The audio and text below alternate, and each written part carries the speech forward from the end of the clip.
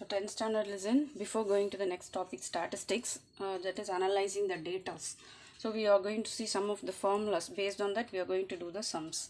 See, range. Range means the largest value minus smallest value, L minus S. Next, coefficient of variation. That is coefficient of range, L minus S by L plus S.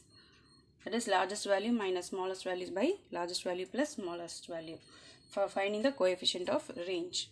Then standard deviation, that is the deviations, how much deviation the data, that is standard deviation formula that is denoted by sigma. The symbol is sigma for standard deviation. Sigma is square root of summation d square by n minus summation d by n. This symbol denotes the sum symbol.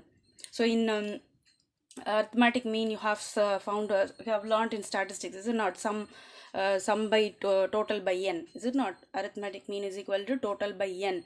In that you have learnt about grouped data, ungrouped data, and then central tendencies, right? Value of how to evaluate that formulas to do some frequency is given means sum of fx by sum of f you will do, right? That sum you will denote it when frequencies is given. Without frequency means you should just calculate sum of fd by sum of f. You have learned three methods to calculate the arithmetic mean: direct method, assume mean method, step deviation method. Three methods to calculate the arithmetic mean.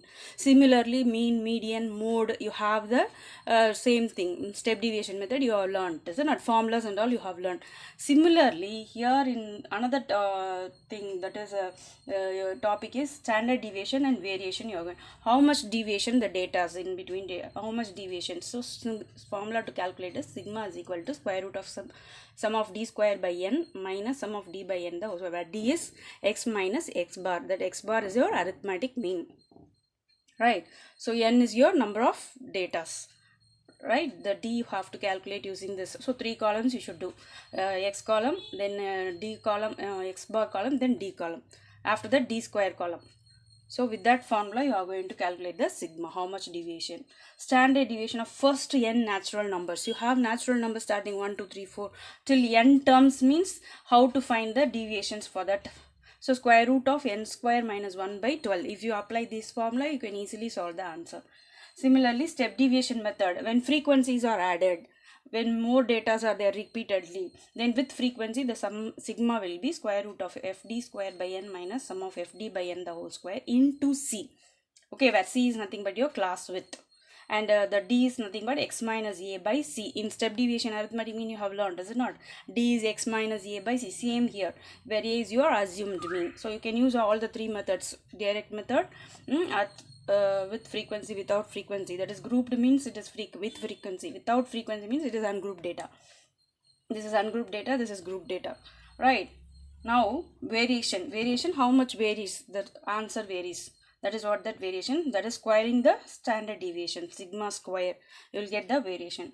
Coefficient of variation, to find the consistency, which is better, which data are good to calculate. See, suppose if you are calculating how many are using the soap A and soap B, for that which is best soap, like that, for easy to calculate the variations among that, coefficient of variation CV is equal to sigma by x bar into 100%. To calculate the answer in percentage, sigma by x bar into, where sigma is nothing but the standard deviation by x, this x bar is nothing but arithmetic mean, into 100%. So statistics nothing but dealing with the datas, how much people are voting, how much people are not voting in a family. So all these things comes under calculations, comes under the statistics. Which school you prefer the most, the best school in the all over Tamil Nadu, all over the world, all things you can calculate. Data, analyze it and put it in this form. You have that is the learning of this data is what your statistics.